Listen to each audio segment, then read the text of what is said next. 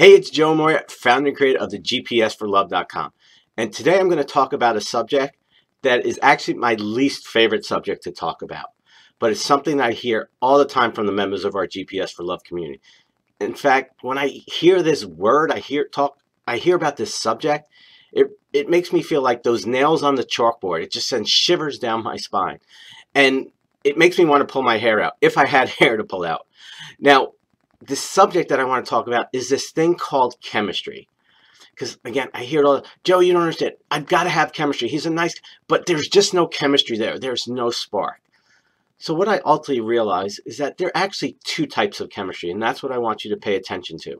The first type of chemistry is what I call healthy chemistry.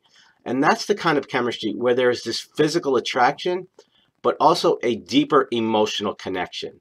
Now, the reason why this chemistry is healthy is because this is the kind of chemistry you need if you're going to have a happy, fulfilling, and successful relationship.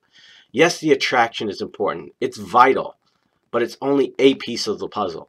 If you don't have that emotional connection, then the relationship ultimately isn't going to last. You're not going to have the experience that you're ultimately looking for. But unfortunately, if you're like most of the other members of our community, you're going for the unhealthy chemistry. And that's the chemistry where there's this intense physical attraction, but you're forgetting about the emotional connection. And I see it all the time. It's Joe, I want that. I want this amazing chemistry. I want to be able, every time I see the guy, to just want to wrap my arms and shove my tongue down his throat. And I get that, and that's nice, and it's wonderful, but it's not reality. 5 years down the road, you're not going to feel like that. Now, I'm not saying you're not going to have a deep attraction to a person. You're not going to have an emotional connection that gives you that bond you're looking for.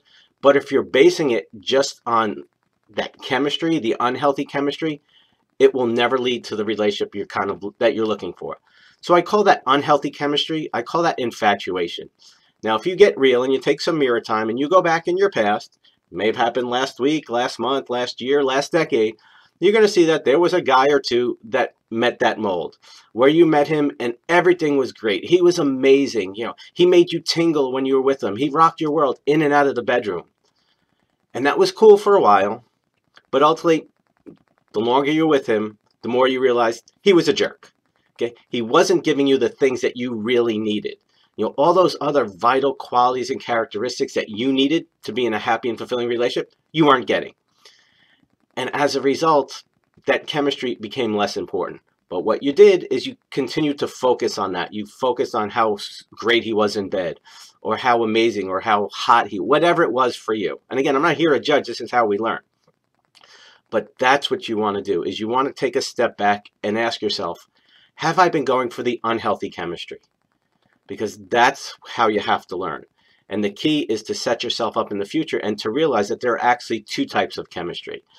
And so from this point on, you want to go for that healthy chemistry, because when you get that, you're going to ultimately get the kind of relationship that you ultimately want, the kind that's going to stand the test of time.